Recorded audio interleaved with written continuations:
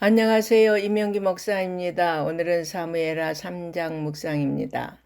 사울과 요나단이 죽은 이후에도 사울의 집과 다윗의 집 사이에는 전쟁이 오래 계속되었습니다.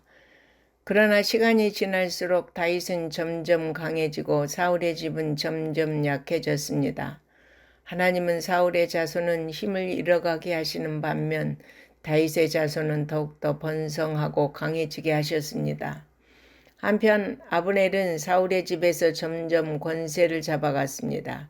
이제 그 누구도 아브넬의 권세를 막을 수 없음을 보여준 사건이 그가 사울의 첩과 통관한 것입니다. 이 일로 아브넬은 사울의 아들 이스보셋과 심각한 갈등을 겪게 되고 결국 이스라엘을 다윗에게 넘겨주기로 마음을 먹습니다. 하나님은 다윗을 대적하는 사울의 집안이 서로 갈등하고 분열하게 하시며 스스로 망하도록 역사하셨습니다. 다윗은 아무 일도 하지 않았지만 하나님은 사울의 집에 분열을 일으키시며 스스로 무너지게 하셨습니다. 하나님은 교회를 대적하는 모든 세력을 막으시고 망하게 하십니다. 따라서 우리 성도는 곧 무너질 악한 세력을 두려워하지 말아야 합니다.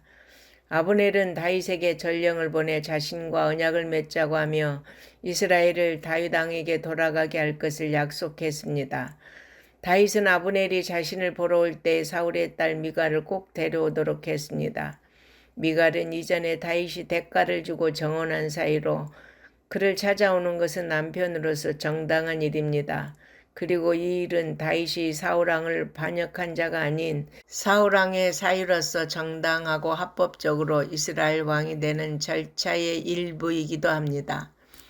아브넬은 이스라엘 장로들을 만나서 그들이 여러 번 다윗을 왕으로 삼고자 했던 계획을 실행에 옮기라고 말하면서 그러한 행동이 다윗을 통해 이스라엘을 구원하겠다고 하신 하나님의 말씀을 이루는 것이기도 하다는 점을 상기시켰습니다. 그리고 아브넬은 그 일을 성사시키기 위해 헤브론에 있는 다윗을 찾아갔고 다윗은 그를 환영하며 잔치를 벌였습니다. 다윗과 아브넬은 왕위 계승과 관련된 언약을 맺는 데 합의했습니다. 아브넬이 평안히 돌아간 후 뒤늦게 헤브론에 돌아온 요압은 아브넬의 소식을 듣고 몹시 분노했습니다. 이에 요압은 아브넬을 다시 데려와 그를 배를 찔러 죽였습니다. 물론 요압이 동생의 죽음에 대한 복수심에 불타 아브넬을 죽인 것은 정당화될 수 없는 분명한 죄입니다. 그러나 하나님은 세속적인 정욕과 욕심으로 하나님이 기름 부어 세운 다윗 왕을 대적하고 아사엘의 피를 흘리게 한 아브넬 또한 그냥 두지 않으시고 공의로 심판하셨습니다. 요압이 아브넬을 죽였다는 소식을 들은 다윗은 자신과 자신의 나라가 아브넬의 죽음과 무관하다는 점을 밝힙니다. 그리고 아브넬을 죽인 죄가 요압의 머리와 그의 가문에게 돌아가기를 간구하면서 요압의 집에 저주를 선포하기까지 했습니다. 사실 다윗 왕은 아브넬을 죽일 이유가 전혀 없었습니다. 오히려 아브넬의 죽음으로 다윗은 온 이스라엘 왕이 될 수 있는 기회를 잃게 되었습니다. 그래서 다윗은 아브넬의 죽음에 자신이 연루되지 않았음을 분명하게 밝힐 필요가 있었습니다.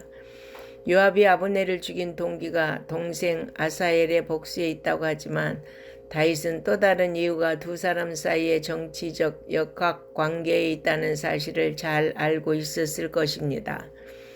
그래서인지 다윗은 요압을 비롯한 모든 백성을 불러 모아 헤브론에서 아브넬을 위해 슬퍼하며 정성껏 장례식을 마쳤지만 다윗의 마음은 무거웠습니다. 이렇게 하여 아브넬의 죽음과 관련한 백성들의 오해는 풀리게 되었으며 다시금 다윗을 중심으로 평화적 통일의 분위기는 살아나게 되었습니다.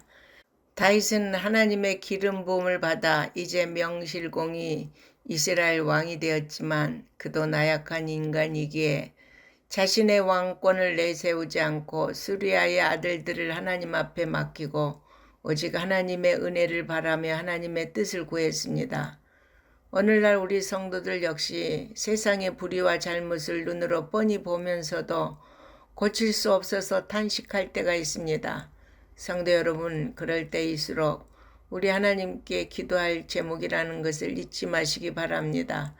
다윗과 같이 하나님께 맡기고 기도한다면 전능하신 하나님께서 그 모든 것을 정의와 진실의 터 위에 세우실 날을 반드시 오게 할 것입니다. 아멘.